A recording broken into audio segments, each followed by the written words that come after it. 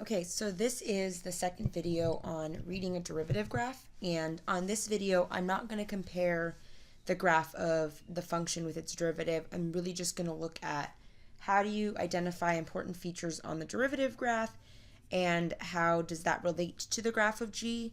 I'm also going to be relating the derivative graph to features that you get from the second derivative. So the first thing we're going to do is we're going to start with basically features that you can get about the original function, about g of x, from g prime of x. The very first thing you should focus on is what we call critical values. Critical values happen when the value of g prime of x is equal to 0 or g prime of x is undefined. With that being said, on this picture, I do not have any places where g prime of x is undefined. So we're really just going to focus on the first one where g prime of x is 0. So g prime of x will be 0 when the graph of g prime crosses the x-axis or touches the x-axis. So there are three critical values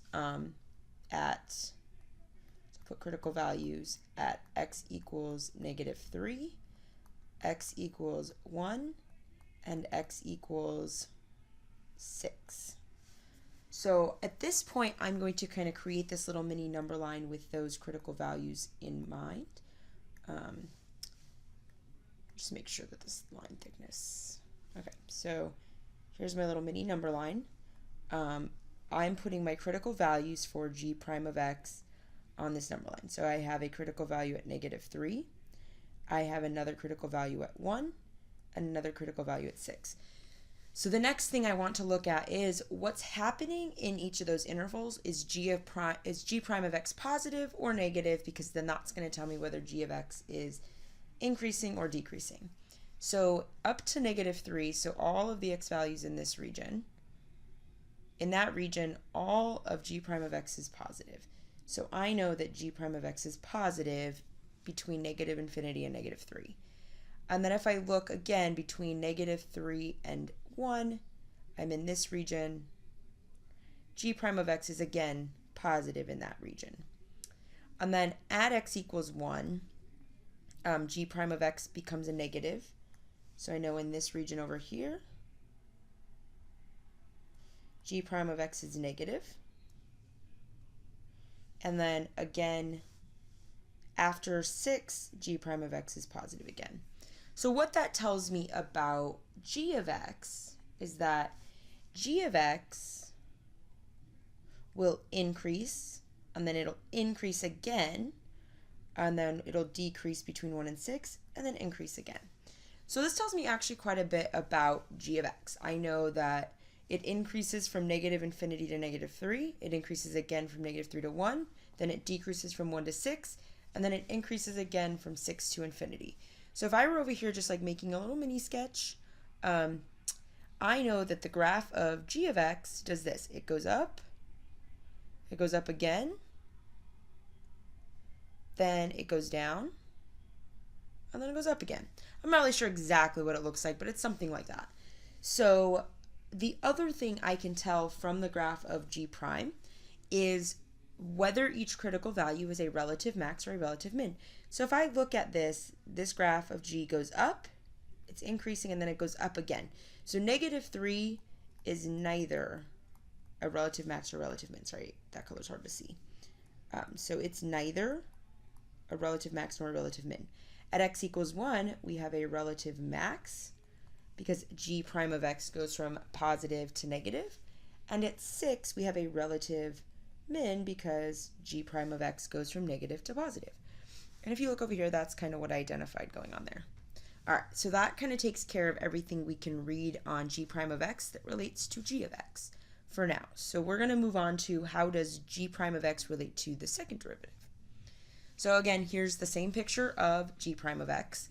And what I'm going to think about is g prime of x has the same relationship to the second derivative, g double prime of x, that g of x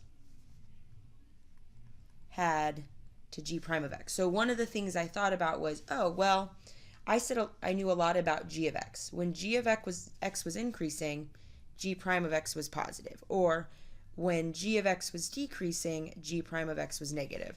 So I was kind of looking for these features on this graph. What I now know is that when g prime of x is increasing, g double prime is negative. When g double prime of x is decreasing, or sorry, this is positive. When g prime of x is decreasing, g double prime is negative. And when g prime of x changes directions or changes from increasing to decreasing and vice versa, g double prime will have a point of inflection, or g double prime will change signs, which means g of x will have a point of inflection. So everything I relate to g double prime will go back to g of x and have some information. So for instance, g double prime is positive, means that the graph of g is concave up. If g double prime is negative, the graph of g is concave down. And when g double prime changes signs, then g of x has a point of inflection. So we're going to kind of identify where these things are happening on g of x. So this is the graph I'm actually looking at right now. So g of x is decreasing all the way till we get here. So g of x is decreasing. What this means, or g prime of x is decreasing, sorry. This means g double prime is negative. So I'm going to kind of draw on here where there's special points. So I have a -3, and here's what I know. G double prime is negative until -3 because, and I'm just going to put in parentheses, g prime of x was decreasing. Okay, so I know g double prime was negative because g prime of x was decreasing. Now I'm going to look at this next section. So in this next section, g prime of x is increasing, which means g double prime of x is positive, and that happens until we get to -1. And then again, we're decreasing some more, so we are decreasing in this section, which means g double prime is negative again, and that happens all the way till we get to 3. And then after 3, the graph continues to go up forever, so we are increasing. G prime is increasing, which means g double prime is positive again. So if I look at now what's going on, every time g prime is decreasing, so in this section and this section, g double prime is negative. And every time g double prime is negative, I know, and I'm going to write my conclusion here in green, I know some information about g. If g double prime is negative, then g of x is concave down. If g double prime is positive, so in these two sections, g is concave up. And anytime g double prime changes signs, g changes concavity, which means there's a point of inflection at each of those points. So right here we have a point of inflection, right here we have a point of inflection, and right here we have a point of inflection.